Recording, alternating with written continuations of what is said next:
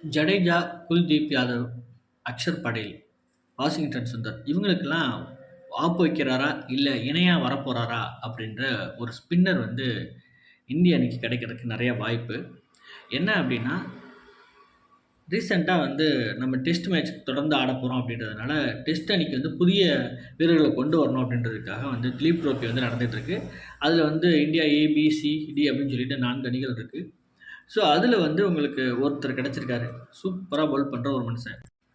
மனோவ் சுதார் அப்படின்ற ஒரு ஆல்ரவுண்டர் கிடைச்சிருக்காரு.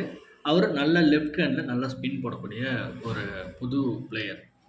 அதாவது உள்ளூர் கிரிக்கெட் திலீப் ட்ரோஃபி நடக்குது. அதுல ஒரு மேட்ச்ல வந்து பார்த்தீங்கன்னா, ஃபர்ஸ்ட் இன்னிங்ஸ்ல 7 ஓவர் போட்டு 34 ரன் விட்டு குடுத்து 1 விக்கெட் மட்டும் எடுத்திருக்காப்ல. அப்ப வந்து பார்த்தீங்கன்னா, 500ல நெறைய அடிச்சிருந்திருக்காங்க. அதே செகண்ட் இன்னிங்ஸ்ல வந்து பார்த்தீங்கன்னா, எல்லாரும் 6 ரன் ரேட் கிட்டத்தட்ட 500 வச்சிருக்க இடத்துல, இவரு மட்டும் 19 ஓவர் போட்டு 49 ரன் விட்டு குடுத்து 7 விக்கெட் எடுத்திருக்காப்ல. அதாவது வந்து பார்த்தீங்கன்னா, 2.55 ரன் ரேட்ல நல்லா பவுலிங் பண்ணியிருக்காரு அப்படின்னு சொல்லிட்டு இப்ப நம்ம பார்த்தோம்.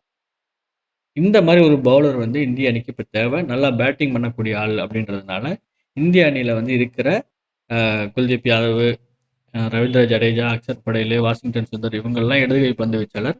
ரவி அஸ்வின் வந்து வலது கை பந்து வீச்சாளர்.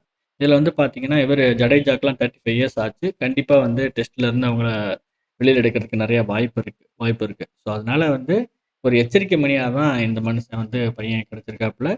இந்த பையனோட பேர் பார்த்தீங்கன்னா, மனோவ் சுந்தர் அப்படின்னு சொல்லிட்டு ஒரு left hand batter and bowler. So பார்த்திருக்கணும் இந்தியன் டீமோட ஸ்பின்னர்ஸ். Thank you.